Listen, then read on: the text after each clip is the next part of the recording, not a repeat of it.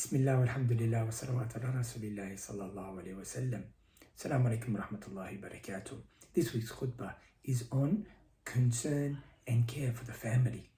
Allah subhanahu wa ta'ala created us not only individuals, but part as an ummah and part as a small ummah as our families.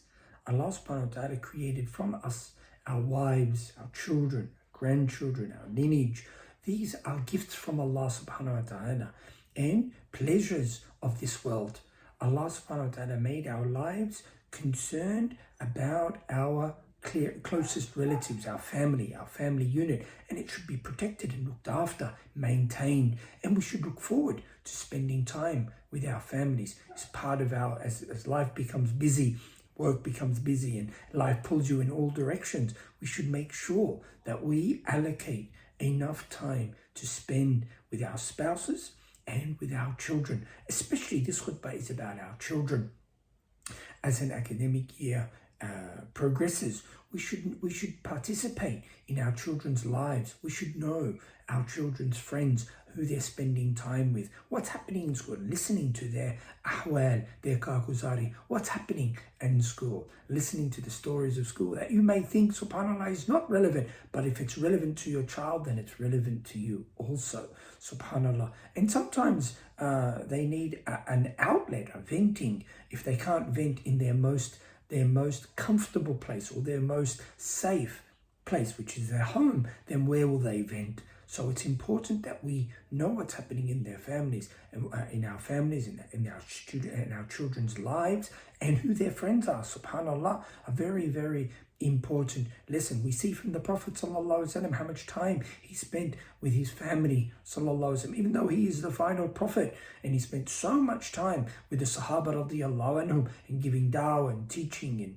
and concern for the ummah. He spent time with his family, ﷺ, and not just his wife, but also with his children, even his grandchild. SubhanAllah, one time the Prophet ﷺ was out and he saw his grandchild playing in the street. He called him and his grandchild came running, and the Prophet ﷺ opened his arms and took him with open arms, with a beautiful hug, and gave him a kiss, subhanAllah, on his head. The way the Prophet ﷺ dealt with his children, playing with them. They used to jump on top of the Prophet ﷺ when he used to pray, sallallahu alaihi wasallam. So we see the Prophet ﷺ, how he dealt with his children and his grandchildren is a great example for us and how we should be with our families.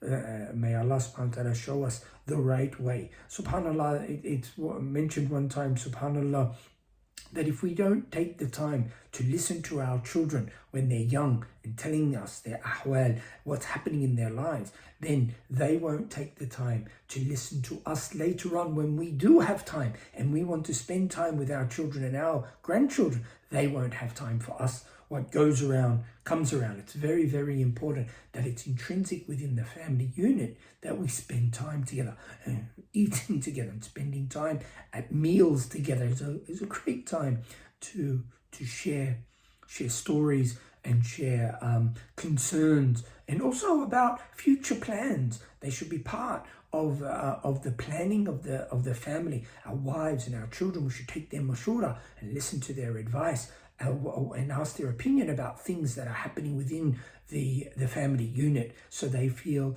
that they are contributing and they're part of the decision-making process, even within the home. Subhanallah, this is all from the sunnah of the Prophet ﷺ, and we use these sunnahs to bring about unity in the household and love and concern and care for the family. May Allah subhanahu wa ta'ala use us outside of the home and use us inside of the home. May Allah subhanahu wa ta'ala make our family unit united and blessed and loving in a place of security and serenity. May Allah subhanahu wa ta'ala make our homes part of our recuperation from the stresses of life, that when we come home, that we feel that we're coming home to tranquility, not creating a place of stress and tension. May Allah subhanahu wa ta'ala give us blessings in our homes, inshallah, and may they be the source of love and iman that they take to the world.